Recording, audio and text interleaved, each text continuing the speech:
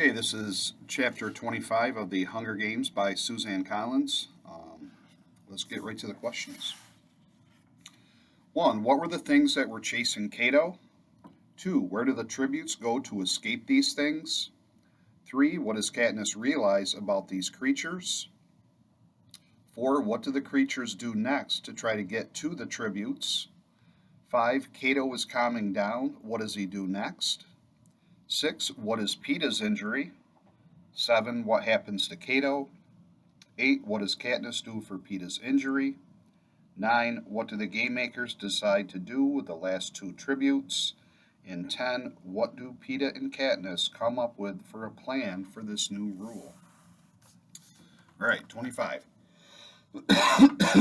Mutations, no question about it. I've never seen these mutts, but they're no natural-born animals. They resemble huge wolves, but what wolf lands and then balances easily on its hind legs? What wolf waves the rest of the pack forward with its front paw as though it had a wrist? These things I can see at a distance. Up close, I'm sure their more menacing attributes will be revealed. Cato has made a beeline for the cornucopia, and without question I follow him. If he thinks it's the safest place, who am I to argue? Besides, even if I could make it to the trees, it would be impossible for Peeta to outrun them on that leg. Peeta! My hands have just landed on the metal at the pointed tail of the cornucopia when I remember I'm part of a team. He's about 15 yards behind me, hobbling as fast as he can, but the mutts are closing in on him fast. I send an arrow into the pack and one goes down, but there are plenty to take its place. Peeta's waving me up the horn. Go, Katniss, go! He's right. I can't protect either of us on the ground. I start climbing, scaling the cornucopia on my hands and feet. The pure gold surface has been designed to resemble the woven horn that we fill at harvest, so there are little ridges and seams to get a decent hold on. But after a day in the arena sun, the metal feels hot enough to blister my hands. Cato lies on his side at the very top of the horn, 20 feet above the ground, gasping to catch his breath as he gags over the edge. Now's my chance to finish him off. I stop midway up the horn and load another arrow, but just as I'm about to let it fly, I hear Peeta cry out. I twist around and see he's just reached the tail, and the mutts are right on his heels. Climb, I yell. Peeta starts up, hampered by not only the leg but the knife in his hand. I shoot my arrow down the throat of the first mutt that places its paws on the metal. As it dies, the creature lashes out, inadvertently opening gashes on a few of its companions. That's when I get a look at the claws, 4 inches and clearly razor sharp. Peeta reaches my feet and I grab his arm and pull him along. Then I remember Cato waiting at the top and whip around, but he's doubled over with cramps and apparently more preoccupied with the mutts than us. He coughs out something unintelligible. The sniffling, growling sound coming from the mutts isn't helping. What? I shout at him. He said, Can they climb it? Answers Peeta, drawing my focus back to the base of the horn. The mutts are beginning to assemble. As they join together, they raise up again to stand easily on their back legs, giving them an eerily human quality. Each has a thick coat, some with fur that is straight and sleek, others curly, and the colors vary from jet black to what I can only describe as blonde. There's something else about them, something that makes the hair rise up on the back of my neck, but I can't put my finger on it. They put their snouts on the horn, sniffing and tasting the metal, scraping paws over the surface, and then making a high-pitched yipping sound to one another. This must be how they communicate, because the pack backs up as if to make room. Then one of them, a good-sized mutt with silky waves of blonde fur, takes a running start and leaps onto the horn. Its back legs must be incredibly powerful because it lands a mere 10 feet below us, its pink lips pulled back in a snarl. For a moment it hangs there, and in that moment I realize what else unsettled me about the mutts. The green eyes glowering at me are unlike any dog or wolf, any canine I've ever seen. They are unmistakably human, and that revelation has barely registered when I notice the collar with the number 1 inlaid with jewels, and the whole horrible thing hits me. The blonde hair, the green eyes, number, the number, its glimmer. A shriek escapes my lips, and I'm having trouble holding the arrow in place. I have been waiting to fire, only too aware of my dwindling supply of arrows, waiting to see if the creatures can, in fact, climb. But now, even though the mutt has begun to slide backward, unable to find any purchase on the metal, even though I can hear the slow screeching of the claws like nails on a blackboard, I fire into its throat. Its body twitches and flops onto the ground with a thud. Katniss, I can feel Peeta's grip on my arm. It's her, I get out. Who? Asks Peeta. My head snaps from side to side as I examine the pack, taking in the various sizes and colors. The small one with the red coat and amber eyes, Foxface. And there, the ashen hair and hazel eyes of the boy from District 9, who died as we struggled for the backpack. And worst of all, the smallest mutt with dark, glossy fur, huge brown eyes, and a collar that reads 11 in woven straw, teeth bared in hatred. Rue. What is it, Katniss? Peeta shakes my shoulder. It's them. It's all of them. The others, Rue and Foxface, and all the other tributes, I choke out. I hear Peeta's gasp of recognition. What did they do to them? You don't think those could be their real eyes? Their eyes are the least of my worries. What about their brains? Have they been given any of the real tributes' memories? Have they been programmed to hate our faces particularly because we have survived and they were so callously murdered? And the ones we actually killed, do they believe they're avenging their own deaths? Before I can get this out, the mutts begin a new assault on the horn. They split into 2 groups at the sides of the horn and are using those powerful hindquarters to launch themselves at us. A pair of teeth ring together just inches from my hand, and then I hear Peeta cry out, feel the yank on his body, the heavy weight of boy and mutt pulling me over the side. If not for the grip on my arm, he'd be on the ground.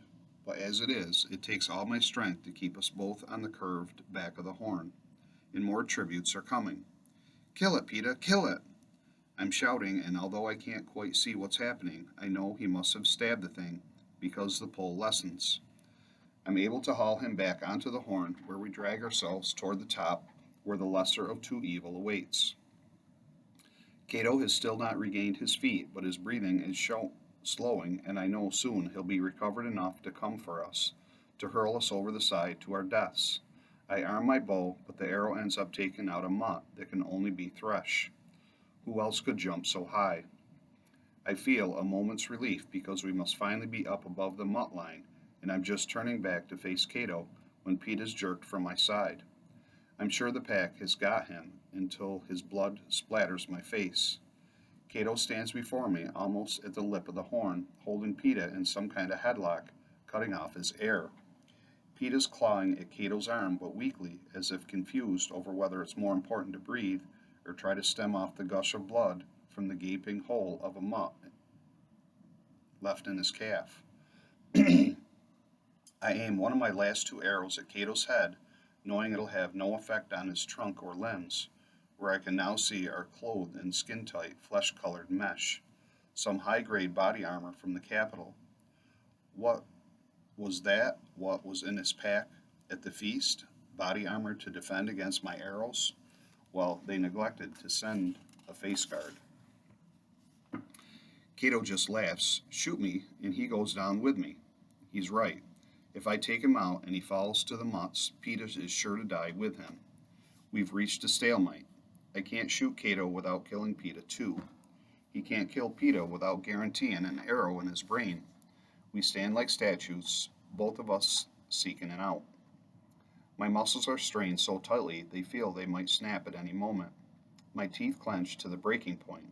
The mutts go silent, and the only thing I can hear is the blood pounding in my good ear. Peeta's lips are turning blue. If I don't do something quickly, he'll die of asphyxiation, and then I'll have lost him, and Cato will probably use his body as a weapon against me. In fact, I'm sure this is Cato's plan because while he's stopped laughing, his lips are set in a triumphant smile. As if in a last ditch effort, Peter raises his fingers, dripping with blood from his leg, up to Cato's arm. Instead of trying to wrestle his way free, his forefinger veers off and makes a deliberate X on the back of Cato's hand. Cato realizes what it means exactly 1 second after I do. I can tell by the way the smile drops from his lips, but it's 1 second too late because by that time my arrow is piercing his hand. He cries out and reflexively releases Peta, who slams back against him. For a horrible moment, I think they're both going over. I dive forward, just catching hold of Peta as Cato loses his footing on the blood-slick horn and plummets to the ground. We hear him hit, the air leaving his body on impact, and then the mutts attack him. Peta and I hold on to each other, waiting for the cannon, waiting for the competition to finish, waiting to be released. But it doesn't happen, not yet. Because this is the climax of the Hunger Games, and the audience expects a show. I don't watch, but I can hear the snarls, the growls, the howls of pain from both human and beast as Cato takes on the mutt pack. I can't understand how he can be surviving until I remember the body armor protecting him from ankle to neck, and I realize what a long night this could be. Cato must have a knife or sword or something, too, something he has hidden in his clothes, because on occasion there's the death scream of a mutt, or the sound of metal on metal as the blade collides with the golden horn. The combat moves around the side of the cornucopia, and I know Cato must be attempting the one maneuver that could save his life, to make his way back around to the tail of the horn and rejoin us. But in the end, despite his remarkable strength and skill, he is simply overpowered. I don't know how long it has been, maybe an hour or so, when Cato hits the ground and we hear the mutts dragging him back into the cornucopia. Now they'll finish him off, I think, but there's still no cannon. Night falls and the anthem plays, and there's no picture of Cato in the sky, only the faint moans coming through the metal beneath us. The icy air blowing across the plain reminds me that the games are not over, and may not be, for who knows how long, and there is still no guarantee of victory. I turn my attention to Peta and discover his leg is bleeding as badly as ever. All our supplies, our packs, remain down by the lake where we abandoned them when we fled from the mutts. I have no bandage, nothing to staunch the flow of blood from his calf. Although I'm shaking with the biting wind, I rip off my jacket, remove my shirt, and zip back into the jacket as swiftly as possible. That brief exposure sets my teeth chattering beyond control. Peta's face is gray in the pale moonlight. I make him lie down before I probe his wound. Warm, slippery blood runs over my fingers. A bandage will not be enough. I've seen my mother tie a tourniquet a handful of times and try to replicate it. I cut free a sleeve from my shirt, wrap it twice around his leg, just under his knee, and tie a half knot. I don't have a stick, so I take my remaining arrow and insert it in the knot, twisting it as tightly as I dare. It's risky business. Peta may end up losing his leg, but when I weigh this against him losing his life, what alternative do I have? I bandage the wound in the rest of my shirt and lie down with him. Don't go to sleep, I tell him. I'm not sure if this is exactly medical protocol, but I'm terrified that if he drifts off, he'll never wake again. Are you cold? He asks. He unzips his jacket and I press against him as he fastens it around me. It's a bit warmer, sharing our body heat inside my double layer of jackets, but the night is young. The temperature will continue to drop. Even now, I can feel the cornucopia, which burns so when I first climbed it, slowly turning to ice.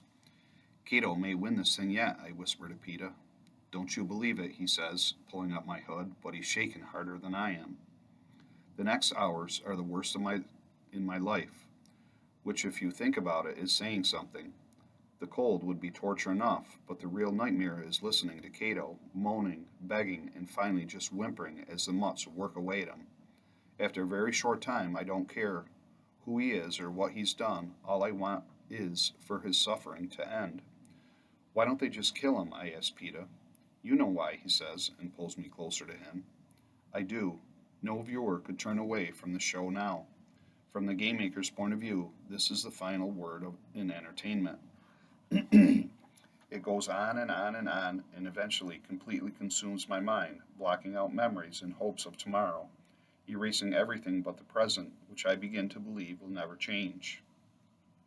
There will never be anything but cold and fear and the agonized sounds of the boy dying in the horn. Peter begins to doze off now, and each time he does, I find myself yelling his name louder and louder, because if he goes and dies on me now, I know I'll go completely insane. He's fighting it probably more for me than for him, and it's hard because unconsciousness would be its own form of escape, but the adrenaline pumping through my body would never allow me to follow him, so I can't let him go.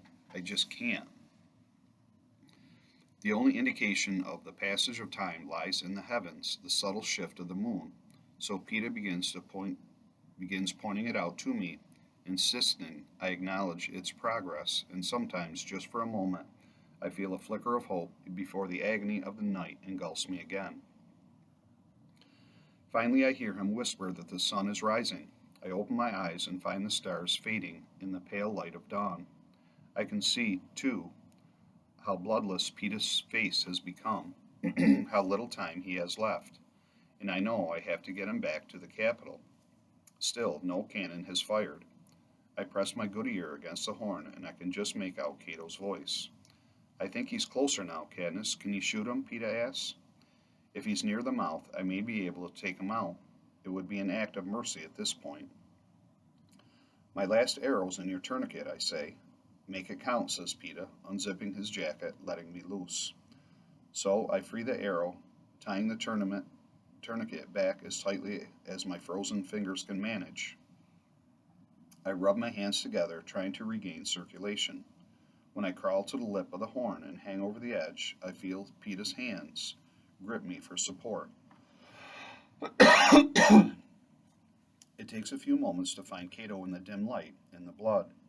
Then the raw hunk of meat that used to be my enemy makes a sound, and I know where his mouth is, and I think the word he's trying to say is please. Pity, not vengeance, sends my arrow flying into his skull. Peter pulls me back up, bow in hand, quiver empty. Did you get him? He whispers. The cannon fires an answer. Then we won, Cadmus, he says hollowly. Hooray for us. I get out, but there's no joy of victory in my voice. A hole opens in the plain, as if on cue, the remaining months bound into it, disappearing as the earth closes above them. We wait for the hovercraft to take Cato's remains for the trumpets of victories that should follow, but nothing happens. Hey, I shout into the air, what's going on? The only response is the chatter of waking birds. Maybe it's the body. Maybe we have to move away from it, says Peter.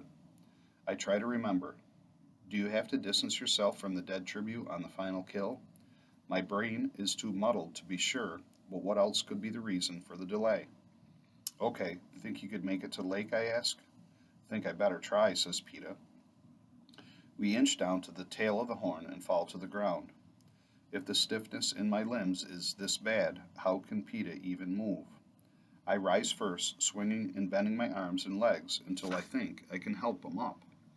Somehow we make it back to the lake. I scoop up a handful of the cold water for Peter and bring a second to my lips. A mockingjay gives the long, low whistle, and tears of relief fill my eyes as the hovercraft appears and takes Cato's body away. Now they will take us. Now we can go home. But again, there's no response. What are they waiting for? Says Peter weakly.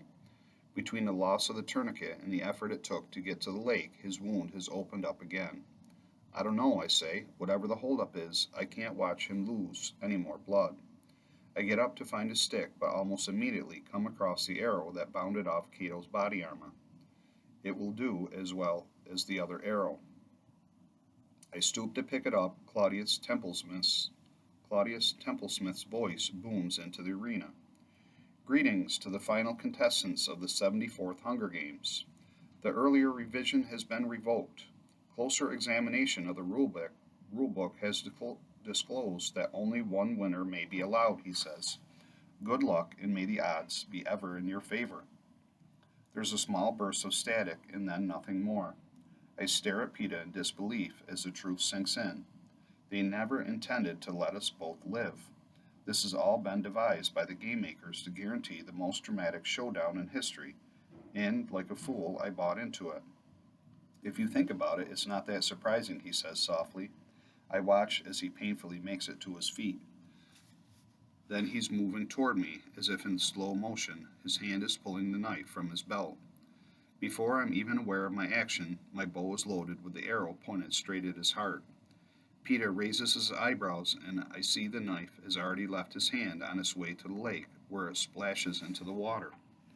I drop my weapon and take a step back, my face burning in what can only be shame. No, he says, do it. Peter limps toward me and thrusts the weapon back in my hands. I can't, I say, I won't. Do it, before they send those mutts back or something. I don't want to die like Cato, he says. Then you shoot me, I say furiously, shoving the weapon back at him. You shoot me and go home and live with it. And as I say it, I know death right here, right now, would be the easier of the two. You know I can't, Peter says, discarding the weapons. Fine, I'll go first anyway. He leans down and rips the bandage off his leg, eliminated the final barrier between his blood and the earth. No, you can't kill yourself, I say. I'm on my knees, desperately plastering the bandage back onto his wound. Katniss, he says, it's what I want. You're not leaving me here alone, I say, because if he dies, I'll never go home, not really. I'll spend the rest of my life in this arena trying to think my way out. Listen, he says, pulling me to my feet. We both know they have to have a victor. It can only be one of us. Please, take it for me. And he goes on about how he loves me, what life would be without me. But I've stopped listening because his previous words are trapped in my head, thrashing desperately around. We both know they have to have a victor. Yes, they have to have a victor. Without a victor, the whole thing would blow up in the game makers' faces. They'd have failed the Capitol, might possibly even executed slowly and painfully while the cameras broadcast it to every screen in the country. If Pete and I were both to die, or they thought we were, my fingers fumble with the pouch on my belt, freeing it. Peter sees it and his hand clamps on my wrists. No, I won't let you. Trust me, I whisper. He holds my gaze for a long moment, then lets me go. I loosen the top of the pouch and pour a few spoonfuls of berries into his palm. Then I fill my own. On the count of 3. Peter leans down and kisses me once very gently. The count of 3, he says. We stand, our backs pressed together, our empty hands locked tight. Hold them out. I want everyone to see, he says. I spread out my fingers, and the dark berries glisten in the sun. I give Peter's hand one last squeeze as a signal, as a goodbye, and we begin counting. 1, maybe I'm wrong. 2, maybe they don't care if we both die. 3, it's too late to change my mind. I lift my hand to my mouth, taking one last look at the world. The berries have just passed my lips when the trumpets begin to blare. The frantic voice of Claudius Templesmith shouts above them, Stop, stop! Ladies and gentlemen, I am pleased to present the victors of the 74th Hunger Games, Katniss Everdeen and Peter Millark. I give you the tributes of District 12. All right, that's 25. We will resume on 26.